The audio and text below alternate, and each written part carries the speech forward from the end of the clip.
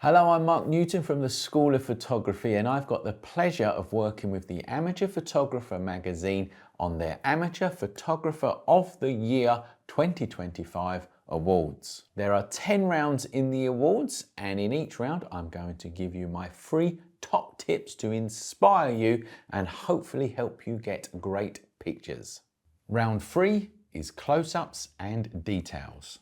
And my first tip here is lenses and extension tubes. So if you're going to get into this type of photography more, then now might be the time to invest in a macro lens. And essentially what they do is reduce your minimal focus distance, which enables you to get extremely close to the subjects you are photographing. Now you don't actually need to buy a macro lens, they can be quite expensive. You can use something called an extension tube.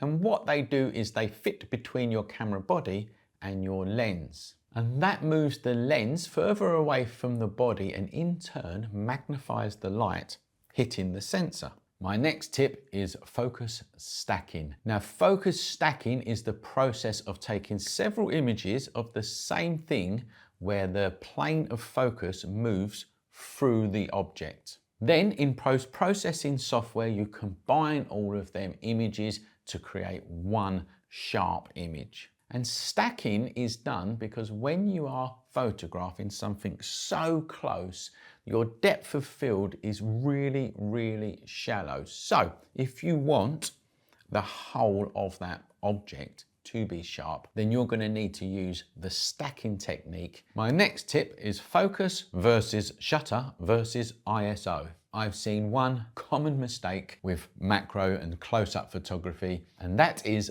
that the images look soft. The shutter speed, for instance, could be too slow. Believe it or not, fast shutter speeds, like 500th of a second, you can still get what's called camera shake. Now again, if you haven't got lots of light, you're going to need to up the ISO, and that can make the image look soft. So try to keep your ISO as low as possible if you are getting images that look really soft. It might be because you got it out of focus, but it also might be because you've got camera shake, and it also might be because you've got a high ISO. Now, if you want to learn photography or editing, please come over and see us at theschoolofphotography.com and check out our online courses. Good luck, I'm Mark Newton, and remember, if you want to learn photography properly, come over and see us at theschoolofphotography.com.